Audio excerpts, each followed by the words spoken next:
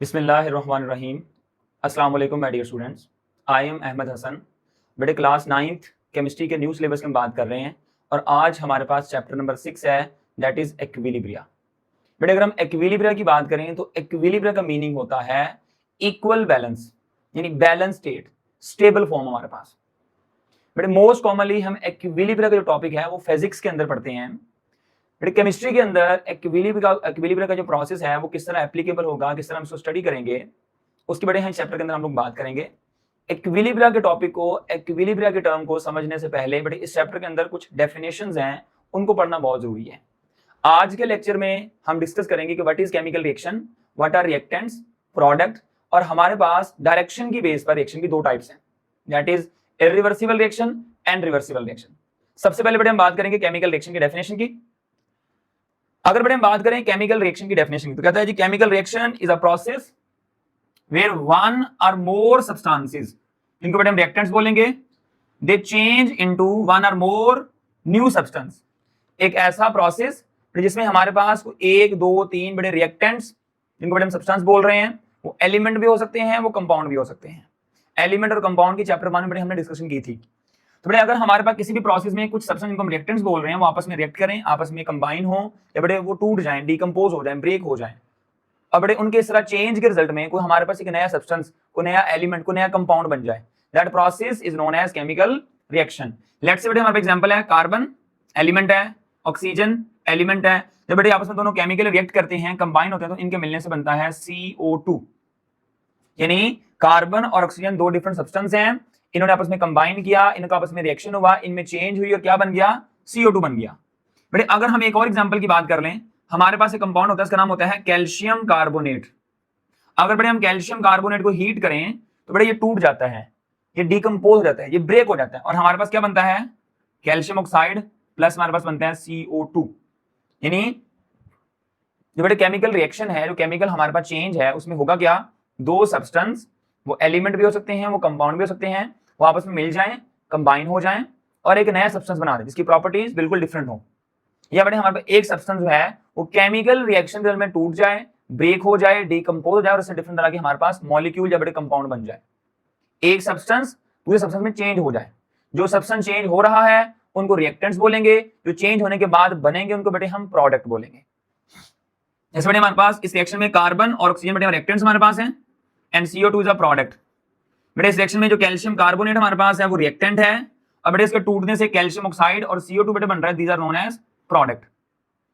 अब बेटे हमने तो ये बात पढ़ी हुई है कि हमें एटम्स और मॉलिक्यूल वगैरह नजर तो आते नहीं है, because they are very small size.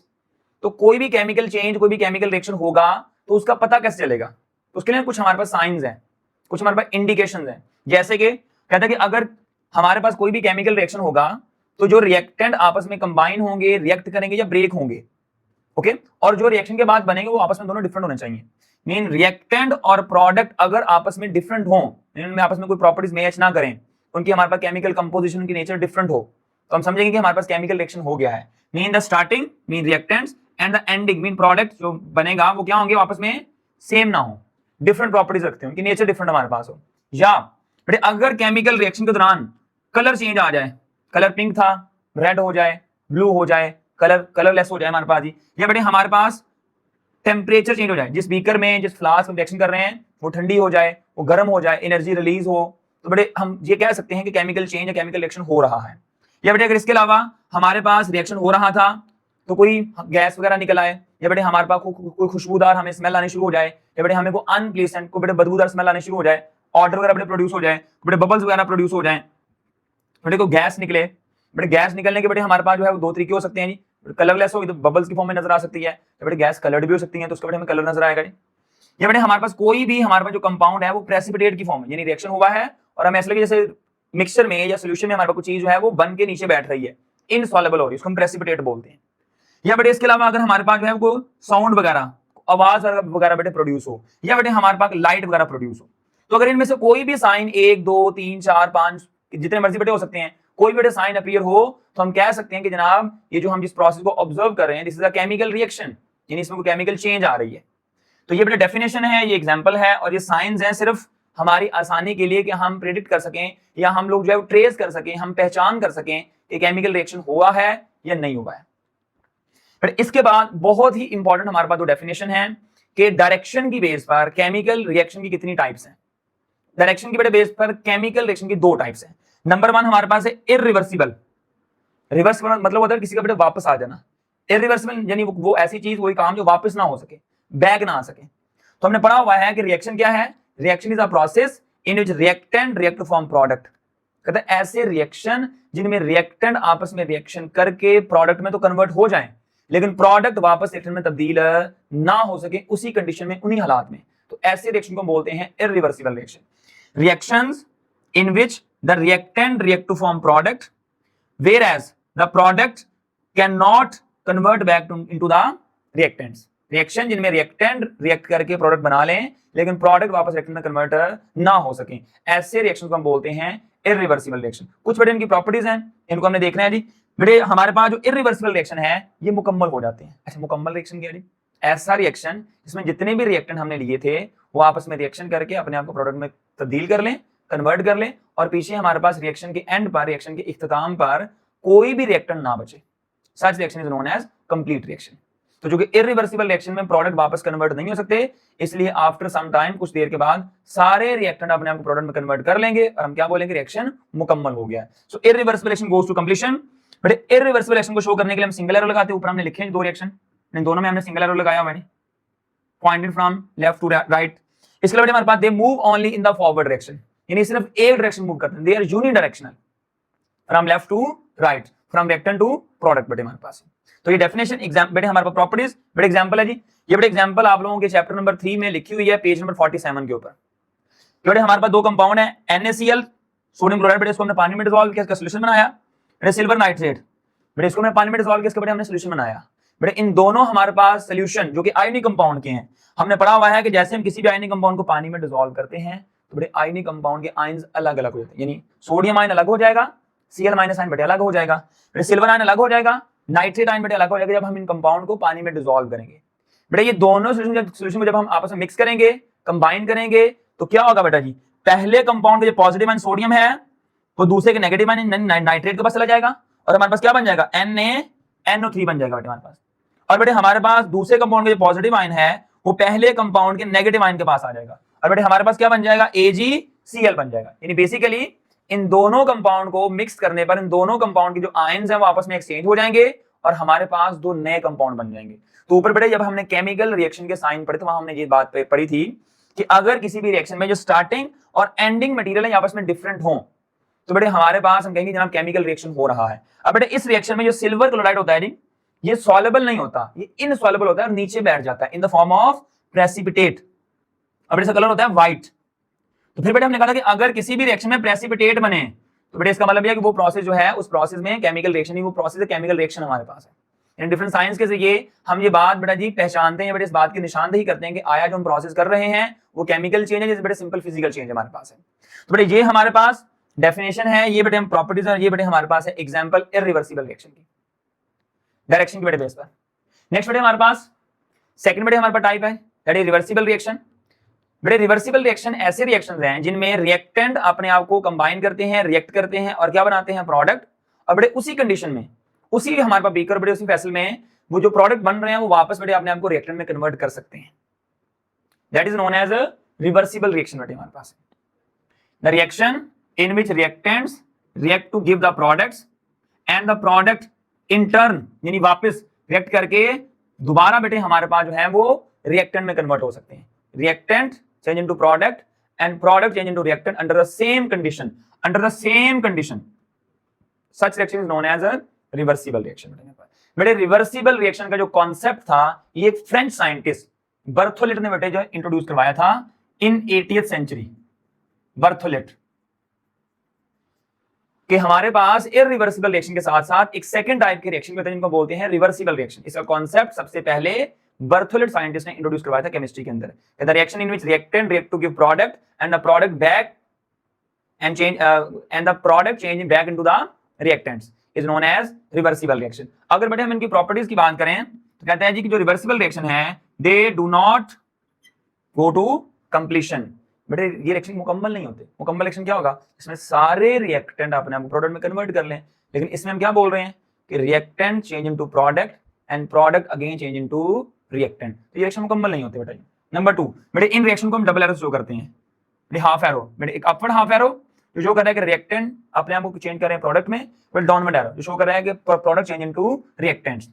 बेटे ऐसे जो रिएक्शन है वो दो डायरेक्शन में होते हैं, यानी रिएक्टेंट का प्रोडक्ट में कन्वर्ट होना इसको बेटे बोलते हैं फॉरवर्ड रिएक्शन, और बेटे प्रोडक्ट का वापस रिएक्टेंट में कन्वर्ट होना इसको बोलते हैं बैकवर्ड रिएक्शन, इसको बेटे बोलते हैं रिवर्स रिएक्शन। तो जो रिवर्सिबल रिएक्शन है बेसिकली दो रिएक्शन का कॉम्बिनेशन होते हैं, इसलिए दोनों डायरेक्शन मूव करते हैं, left to right, right to left. और बेटे ये ऐसे रिएक्शन है जिनके अंदर इक्विलिब्रियम मेंटेन होती है, जो कि हमारे इस चैप्टर का टाइटल है, equilibria. Mean the establishment of equilibrium is the property of reversible reaction. जो इक्विलिब्रियम का बेटे हमारे पास प्रोसेस है, जो बेटे इक्विलिब्रियम का जो हमारे पास एक कॉन्सेप्ट आता है वो रिवर्सिबल रिएक्शन का कॉन्सेप्ट हमारे पास रिवर्सिबल रिएक्शन में एस्टैब्लिश होती है। So the reversible reaction attain the equilibrium state. बेटे बहुत ही इंपॉर्टेंट और सिंपल सी एग्जांपल है जी, और बेटे इस एग्जांपल को हम डिटेल से चैप्टर के अंदर रिपीटेडली पढ़ेंगे कि हमारे पास नाइट्रोजन गैस है, इसका 1 मोल, हाइड्रोजन गैस के 2 मोल, ये बेटे आपस में रिएक्ट करते हैं इन कंडीशन में at 400 degree Celsius temperature, 200 atm pressure और आयरन कैटालिस्ट। बेटे 2 मोल बनते हैं अमोनिया के। N2 और H2 क्या है, रिएक्टेंट है, अमोनिया हमारे पास क्या है, प्रोडक्ट है। तो बेटे इसी कंडीशन में, इसी टेंपरेचर प्रेशर कैटालिस्ट की प्रेजेंस में ये रिएक्टेंट अपने आप को प्रोडक्ट में कन्वर्ट कर रहे हैं, and the product ammonia change into reactant. So such reaction is known as reversible reaction. बेटे बड़ा इंपॉर्टेंट क्वेश्चन है, बेटे आपकी बुक में I think so page number 84 पर लिखा हुआ है कि आया कि किसी केस में रिवर्सिबल रिएक्शन कंप्लीट हो सकते हैं या हम रिवर्सिबल रिएक्शन को मुकम्मल कर सकते हैं।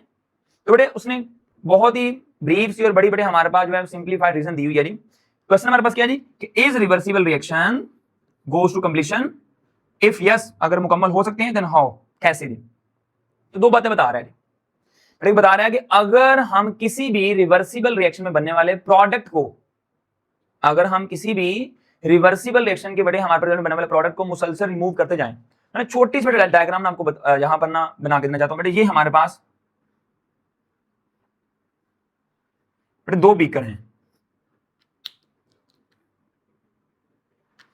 बेटे इस बीकर में हमारे पास इतना पानी है, बेटे इस बड़े बीकर में हमारे पास इतना पानी है। These are the product, this is the reactant।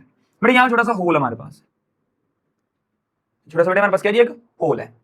अब बेटे हम चाहते हैं कि इस रिएक्शन मुकम्मल कब होगा, जब सारे रिएक्टेंट अपने आप को प्रोडक्ट में कन्वर्ट कर लेंगे। हम क्या चाहते हैं, हमें चाहते हैं कि जनाब हमारे पास इस रिएक्शन में रिवर्सिबल हो, लेकिन हम सारे रिएक्टेंट प्रोडक्ट में कन्वर्ट कर लें। अब देख रहे हैं कि ये मैंने सिर्फ आपको समझाने के लिए एग्जांपल दी है कि बेटे जो प्रोडक्ट हमारे पास जो बीकर है वो गहरा है और रिएक्टेंट का बीकर ज्यादा गहरा नहीं है। हम बेटे क्या करते हैं, हम बेटे प्रोडक्ट के बीकर में से पानी को निकाल लेते हैं। जैसे बेटे प्रोडक्ट के बीकर में पानी का लेवल कम होगा तो बेटे रिएक्टेंट के बेटे बीकर में से पानी जो है वो फ्लो करके बेटे प्रोडक्ट के बीकर में आना शुरू हो जाएगा, और रिएक्टेंट के बीकर में पानी का लेवल कम हो जाएगा। कुछ देर के बाद ये लेवल दोबारा बराबर हो जाएगा और बेटे हमारे पास दोबारा जो है वो रिएक्टेंट के बीकर में पानी प्रोडक्ट के बीकर में नहीं जाएगा। बेटे अगर हम प्रोडक्ट मजीद रिमूव कर दें तो बेटे चूंकि प्रोडक्ट का बीकर नीचे है तो बेटे उसको रिफिल करने के लिए रिएक्टेंट मजीद बेटे मूव करेंगे। अगर हम ये काम मुसलसल करते रहें कि हम प्रोडक्ट के बीकर में से पानी को निकालते रहेंगे तो बेटे एक वक्त आएगा कि रिएक्टेंट के बीकर का सारा पानी बेटे प्रोडक्ट में के बीकर में चेंज हो जाएगा। तो बेटे हमारे पास वाटर का फ्लो इस तरफ है।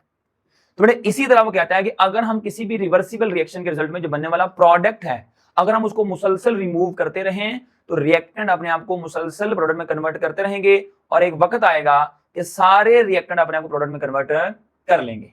एक बड़े पॉसिबिलिटी तो ये है हमारे पास। सेकंड पॉसिबिलिटी क्या है कि अगर हमारे पास किसी भी रिवर्सिबल रिएक्शन के रिजल्ट में बनने वाला जो प्रोडक्ट है वो गैस हो।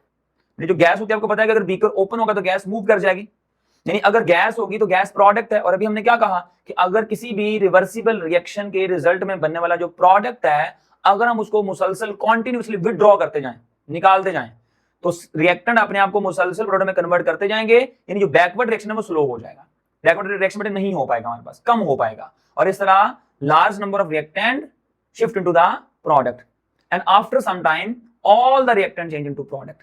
अगर गैस होगी तो बेटे गैस ऑटोमेटिकली एस्केप कर जाएगी, हमें उसको रिमूव करना ही नहीं पड़ेगा।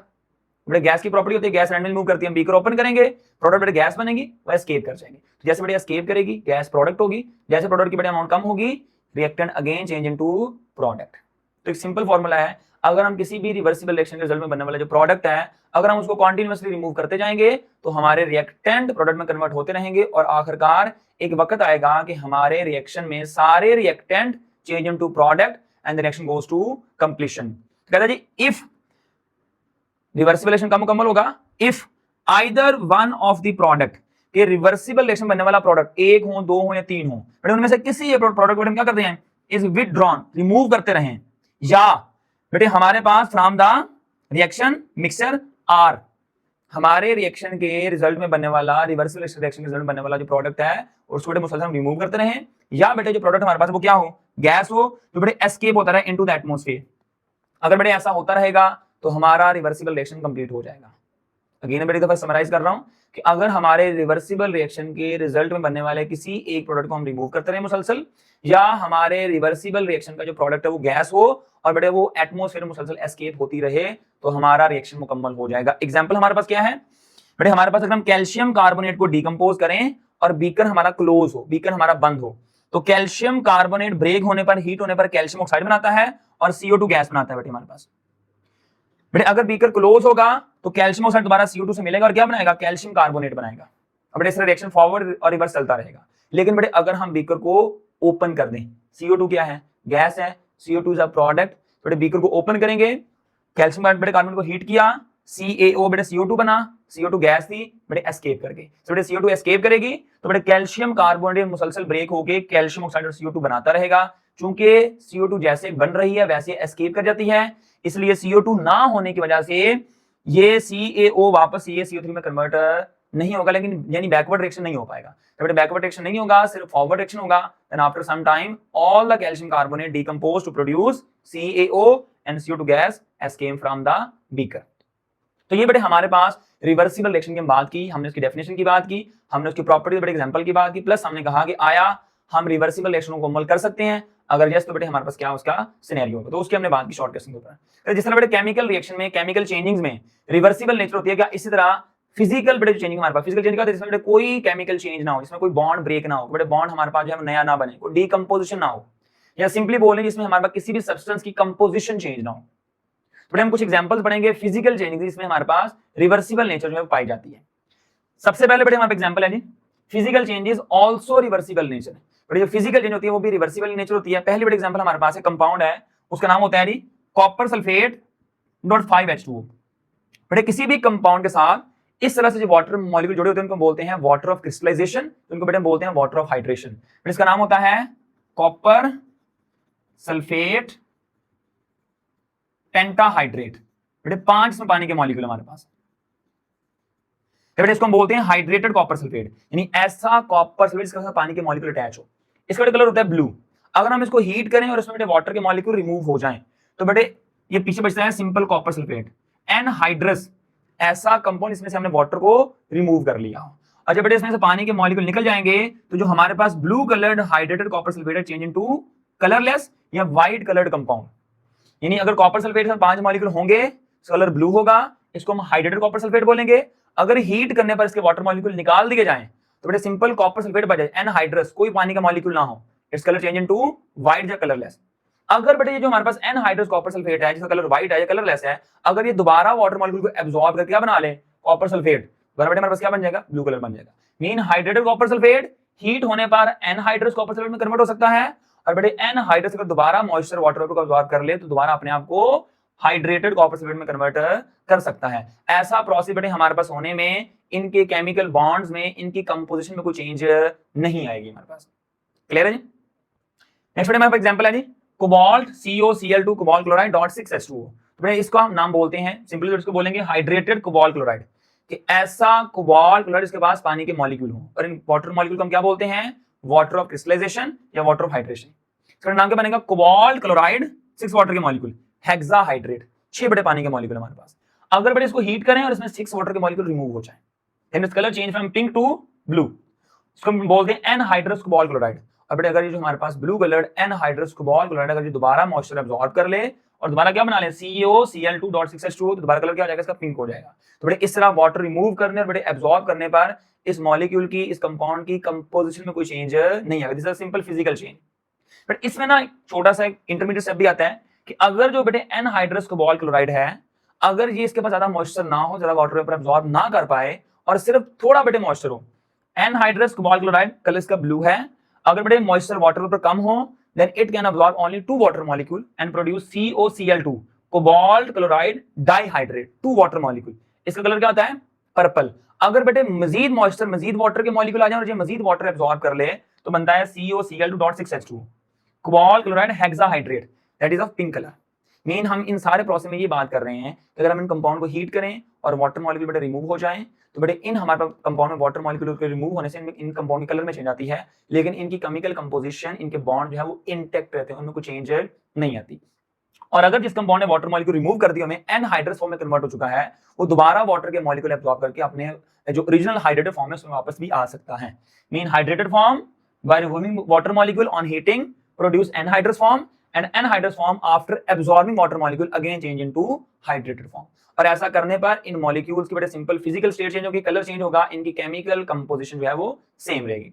तो ये बेटे हमारे पास जो है टॉपिक इसमें हमने केमिकल रिएक्शन, इरिवर्सिबल, रिवर्सिबल और बेटे फिजिकल हमारे पास जो है वो प्रोसेस के अंदर किस तरह रिवर्सिबल नेचर एग्जिस्ट करती है उसकी बात की। बेटे रिवर्सिबल रिएक्शन को मजीद बेस बनाते हुए हम अगले लेक्चर में एक्विलिब्रियम की बात करेंगे इंशाल्लाह। बड़ी इस लेक्चर को बहुत सुनिएगा, इन डेफिनेशन को आपने अच्छे से याद करना है, ये बोर्ड के पॉइंट ऑफ व्यू से बहुत इंपॉर्टेंट शॉर्टकट सुना सकती हैं आपको। अपना बहुत ख्याल रखिएगा, अल्लाह हाफिज।